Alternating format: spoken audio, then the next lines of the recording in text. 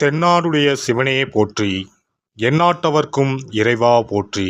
அனைத்து தமிழ் உள்ளங்களுக்கும் கனிவான வணக்கங்கள். நாம் இந்த பதிவில் பிறக்கப் போகும் அக்டோபர் மாதத்திற்கான உங்கள் ராசிக்கான பலன் என்ன என்பதனை பற்றி விரிவாக காண்போம். பிறக்கப் போகும் இம்மாதத்தில் உங்கள் வாழ்வில் வளமும் நலமும் செல்வ செழிப்பும் பெற்று வாழ்வில் உயரிய நிலையை அடைய எல்லாம் வல்ல எம்பெருமானை வேண்டி விரும்பி கேட்டுக்கொள்கிறேன்.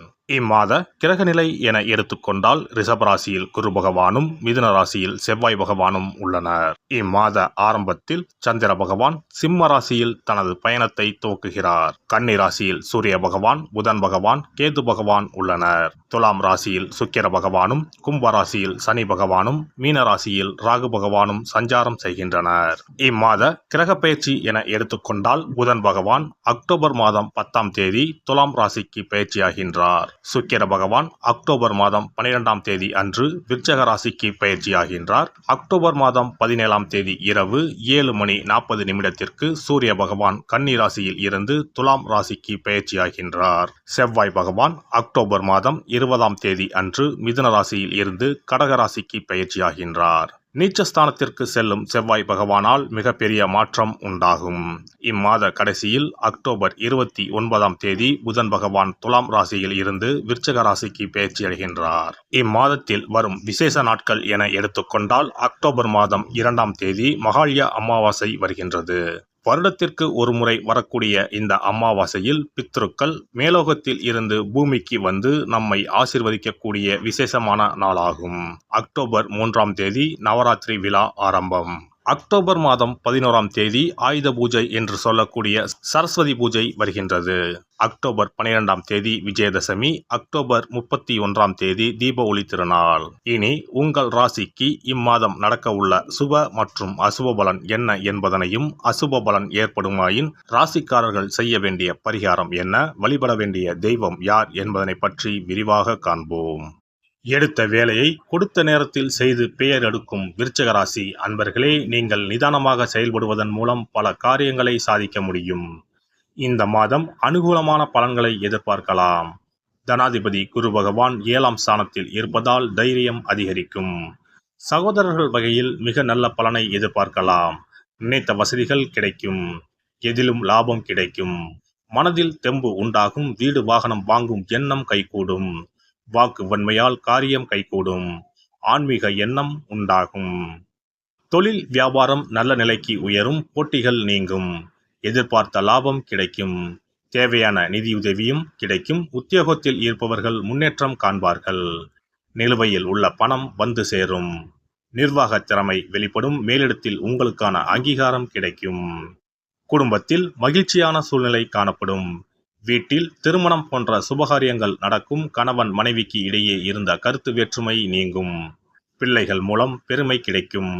உறவினர்கள் மூலம் உங்களின் செயல்பாடுகளுக்கு ஆதரவு அதிகரிக்கும். பெண்களை பொறுத்தவரை மனோதைரியம் கூடும். சாமர்த்தியமான பேச்சால் எடுத்த காரியங்கள் அனைத்தும் வெற்றி பெறும். கலைத்துறையினரை பொறுத்தவரை நன்மை தீமை பற்றி கவலைப்படாமல் தங்களுக்கு கொடுக்கப்பட்ட பணியை திறம்பட செய்வீர்கள். போட்டிகள் மறையும். ஒப்பந்தங்கள் தொடர்பான காரியங்கள் சாதகமான பலன் தரும். மறைமுக எதிர்ப்புகள் மறையும். உங்களது வார்த்தைக்கு மதிப்புகள் கூடும். அரசியல் துறையினருக்கு கடன் தொடர்பான பிரச்சனைகள் தீரும். பணவரத்து கூடும். மனக்குழப்பம் நீங்கும். திறமையாக செயல்பட்டு பாராட்டு பெறுவீர்கள்.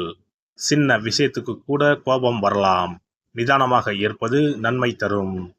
ராகுவின் சஞ்சாரம் பணவரவை தரும். வேற்றுமொழி பேசும் நபரால் நன்மைகள் உண்டாகும்.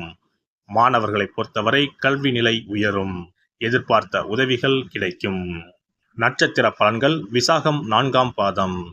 குடும்பத்தில் குதூகலம் அதிகரிக்கும். ஆடம்பர பொருட்களை வாங்குவீர்கள். கடந்த காலமாக தடைப்பட்டு வந்த திருமணம் போன்ற சுப நிகழ்ச்சிகள் கைகூடும். அதுவும் நல்ல வரனாக அமையும். குழந்தை பாக்கியம் கிடைக்கப் பெறுவர். அனுஷம் நட்சத்திரம். விருந்து விழா என சென்று வருவீர்கள். குடும்பத்தில் நிலவி வந்த பிரச்சனைகள் அனைத்தும் படிப்படியாக மறையும். தம்பதிகளிடையே நிலவி வந்த கருத்து வேறுபாடுகள் மறையும். பிரிந்திருக்கும் குடும்பம் ஒன்று சேரும். உத்தியோகம் பார்ப்பவர்கள் பின்தங்கிய நிலை மாறி முன்னேற்றம் காண்பர். கேட்டை நட்சத்திரம். மேல் அதிகாரிகளின் ஆதரவு கிடைக்கும். உங்கள் திறமை மேம்படும். கோரிக்கைகள் நிறைவேறும். பதவி உயர்வு, சம்பள உயர்வு போன்றவை கிடைக்கும். சக ஊழியர்கள் உதவிகரமாக இருப்பார்கள். சிலருக்கு முக்கிய பொறுப்புகள் வந்து சேரும். வேலையின்றி தவிக்கும் படித்தவர்களுக்கு வேலை கிடைக்கும். மேலும் சிறப்புற அமைய செவ்வாய்க்கிழமை தோறும் அருகில் இருக்கும் முருகன் கோவிலுக்கு சென்று நெய் தீபம் ஏற்றுங்கள். நல்லதே நடைபெறும். சிறப்பு பரிகாரம். சொந்த வீடு அமைவதற்கு ஆன்மீக பரிகாரம். சொந்த வீடு கனவு நிறைவேற வேண்டும் என்பதற்காக எத்தனையோ கோவிலுக்கு சென்று எத்தனையோ பூஜை வழிபாடு என செய்தும் ஒன்றும் நடக்கவில்லை என்பவர்கள் வீட்டிலேயே இந்த எளிய பரிகாரத்தை செய்து வந்தால் நல்ல பலன் கிடைக்கும்.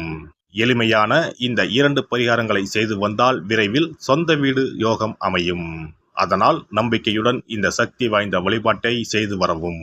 எவ்வளவுதான் சொத்து பணம் இருந்தாலும் நமக்கென்று ஒரு வீடு இல்லை என்றால் அது மனக்குறையாகவே இருக்கும். சொந்த வீடு வாங்க முடியவில்லையே என்பது பலரின் ஏக்கமாகவும் கனவாகவும் இருந்து வருகிறது. சொந்த வீடு வாங்க வேண்டும், வாங்கிய இடத்தில் விரைவில் வீடு கட்ட வேண்டும், ஏற்கனவே துவங்கியிருந்த வீட்டின் பணிகளை பணப்பற்றாக்குறையால் கட்டி முடிக்க முடியவில்லையே என்ற கவலையில் இருப்பவர்கள் ஏராளம். இப்படிப்பட்டவர்கள் வீட்டிலேயே எளிமையான 2 பரிகாரங்களை தொடர்ந்து செய்து வந்தாலே போதும். சொந்த வீடு வாங்க வேண்டும் என்று நினைப்பவர்கள், அதற்கான முயற்சியில் ஈடுபட்டிருப்பவர்கள் ஒரு சிறிய அகல் விளக்கில் விளக்கெண்ணெய் ஊற்றி தீபம் ஏற்ற வேண்டும். மகா விஷ்ணுவின் அவதாரங்களில் ஒன்றான வாமனரை மனதில் நினைத்து சொந்த வீடு அமைய வேண்டும் என்று பிரார்த்தனை செய்து கொண்டு மாதந்தோறும் வரும் திருவோண நட்சத்திரத்தன்று வீட்டின் அக்னி மூலையான தென்மேற்கு மூலையில் இந்த விளக்கை ஏற்றி வைக்க வேண்டும். அக்னி திசை என்பது மண்ணுக்குரிய திசையாகும். அதாவது அங்காரகன் எனப்படும் செவ்வாய் பகவானுக்கு உரிய திசை இதுவாகும். 3 அடி மண் கேட்டு 3 உலகையும் அளந்தவர் வாமனன். அதனால் அவரை நினைத்து பால் பாயசம் நிவேதனமாக படைத்து வழிபட்டு வந்தால் விரைவில் சொந்த வீடு யோகம் அமையும். மற்றொரு பரிகாரமாக வீட்டில் பயன்படுத்தும் காமாட்சி விளக்கு அல்லது கஜலட்சுமி விளக்கு அல்லது வழக்கமாக பயன்படுத்தும் ஏதாவது ஒரு விளக்கை எடுத்துக்கொள்ளுங்கள். விளக்கை சுத்தம் செய்து மஞ்சள் குங்குமம் வைத்து வாசனை மிகுந்த வெள்ளை நிற பூக்கள் சாற்றுங்கள்.